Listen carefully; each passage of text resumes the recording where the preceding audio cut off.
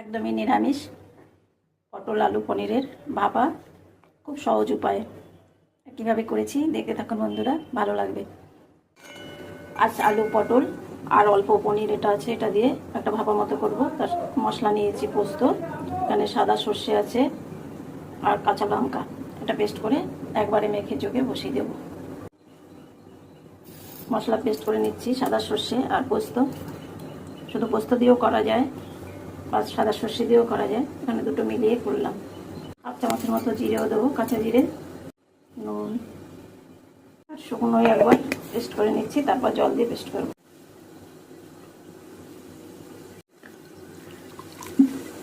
জল দিয়ে পেস্ট করে নিচ্ছি, পেস্ট করে নিলাম। এরপর মেখে নেব। এই পনিরটা আমি একটু গ্রেট করে নেব। পনির গ্রেট করে নিয়েছি। এরপর আমি এই মশলাটা দিয়ে দেবো। হলুদ দিলাম,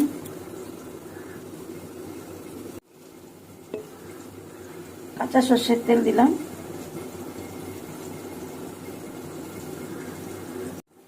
স্বাদ মতো নুন, মিষ্টি দিলাম। এরপর আমি মেখে নেব সবকিছু। সব ভালো করে আমি মেখে নিচ্ছি।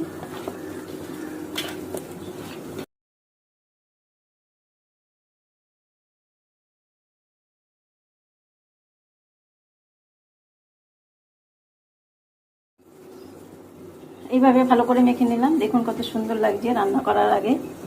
এরপর একবারেই বসিয়ে দেব। দুটো কাঁচা লঙ্কা দিয়ে দিলাম।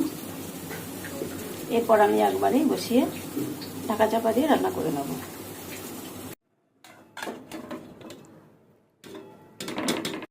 থালা ধোয়া জলটা দিয়ে দিলাম গ্রেভির জন্য। এইভাবে ঢাকা চাপা দিয়ে এবার রান্না করে নেব মিনিট 5-7।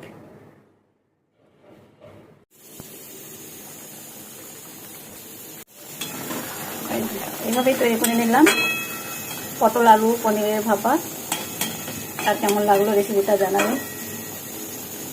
খুব ছোট্ট একটি রেসিপি, এটা খেতে ভীষণ ভালো লাগবে। এভাবে একটু পনির গ্রেট করে দিলে খেতে ভীষণ ভালো লাগে, একটু অন্যরকমই লাগে। আমরা তো সবসময় পটল আলু পনির এগুলো ভাপা খাই, কিন্তু এইভাবে একটু করে একদিন করে খাবেন, ভীষণই ভালো লাগবে।